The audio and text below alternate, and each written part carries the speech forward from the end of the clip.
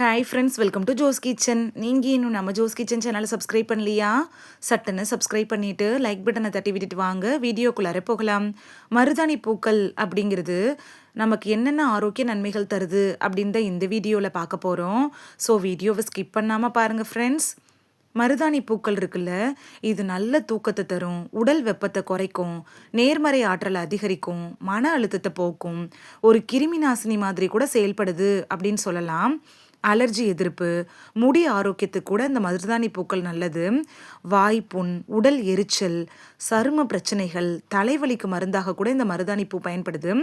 சரி வாங்க, மருதாணி பூக்கள் எப்படி பயன்படுது அப்படின்னு தெளிவாக பார்த்துட்டு வந்துடலாம். நல்ல தூக்கத்துக்கு மருதாணி பூ எப்படி பயன்படுது அப்படின்னு பார்க்கலாம். மருதாணி பூவை உலர்த்தி தலையணை கடியில் வச்சு படுத்தோன்னா நல்ல தூக்கம் வரும். தலைவலியே குணப்படுத்துறதுல மருதாணி பூ எப்படி பயன்படுது அப்படின்னு பார்க்கலாம். மருதாணி பூவை அரைச்சி தலையில் பற்று போட்டு வந்தீங்கன்னா தலைவலி உடனே குணமாகும். வாய் புண்களை சரி செய்யறதுல மருதாணி பூ எப்படி பயன்படுது அப்படின்னு பார்க்கலாம். மருதாணி பூ இலையை கொதிக்க வச்சு அந்த தண்ணியில் வாய் கொப்பளிச்சோன்னா வாய்ப்புண் உடனே ஆறும். உடம்பை குளிர்ச்சியாக்குறதுல மருதாணி பூ எப்படி பயன்படுது அப்படின்னு பார்க்கலாம். மருதாணி பூக்களில் குளிர்ந்த தன்மை இருக்கிறதுனால உடல் வெப்பத்தை குறைச்சி ரத்த ஓட்டத்தை சீராக்குது. சரும பிரச்சனைகளுக்கு மருதாணி பூ எப்படி மருந்தாக பயன்படுதுன்னு பார்த்துட்டு வந்துடலாமா? சரும எரிச்சல், அரிப்பு, தழும்புகள், சேற்று புண் இதெல்லாம் குணப்படுத்துறதுக்கு மருதாணி பூ உதவியாக இருக்கும். மன ஆரோக்கியத்துக்கு மருதாணி பூக்கள் எப்படி பயன்படுது அப்படின்னு பார்க்கலாம்.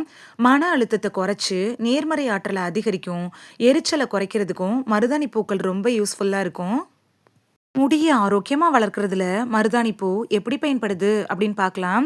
முடிக்கு இயற்கை சாயம் பூசுறதோட, அதாவது டை மாதிரி யூஸ் பண்ணுறதுக்கும், பொடுகு தொல்லையை குறைச்சி முடி வளர்ச்சியை அதிகரிக்கிறதுக்கும் மருதாணி பூ உதவியாக இருக்கும்.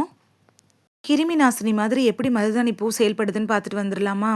கிருமிகளை எதிர்த்து போராடக்கூடிய பண்புகளை மருதாணி பூ தன்னுள்ள வச்சிருக்கிறதுனால இது ஒரு கிருமி நாசினி மாதிரி செயல்படுது.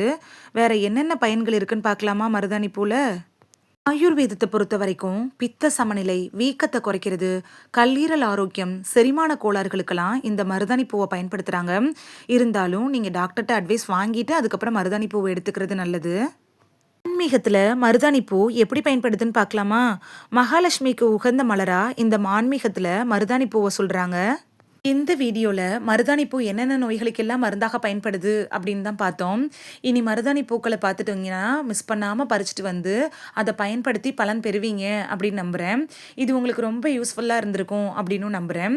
இந்த வீடியோ உங்களுக்கு பிடிச்சிருந்துச்சுன்னா லைக் பட்டனையும் ஹைப் பட்டனையும் தட்டி விடுங்க. இது உங்கள் ஃப்ரெண்ட்ஸுக்கு பயன்படணும் அப்படின்னு நினச்சிங்கன்னா ஷேர் பண்ணி விடுங்க. நிறைய பேர் சப்ஸ்கிரைப் பண்ணாமல் பார்க்குறீங்க ஃப்ரெண்ட்ஸ். நீங்களும் சப்ஸ்கிரைப் பண்ணிவிட்டு பார்த்தா நமக்கு பவர் கிடைக்கும். நீங்கள் சப்ஸ்கிரைப் பண்ணிவிட்டு பார்க்குறது இது மாதிரியான வீடியோக்கள் தொடர்ந்து போடுறதுக்கு எங்களை மோட்டிவேட் செய்கிற விதமாக அமையும் ஃப்ரெண்ட்ஸ். சப்ஸ்கிரைப் பண்ணுறதோட மட்டும் இல்லாமல் பக்கத்தில் இருக்க பெல் ஐக்கானை கிளிக் பண்ணி ஆளுங்கிற ஆப்ஷனை கிளிக் பண்ணி வச்சிட்டிங்கன்னா நாங்கள் வீடியோ போட்ட உடனே நோட்டிஃபிகேஷன் உங்கள் செல்ஃபோனை வந்தடையும்.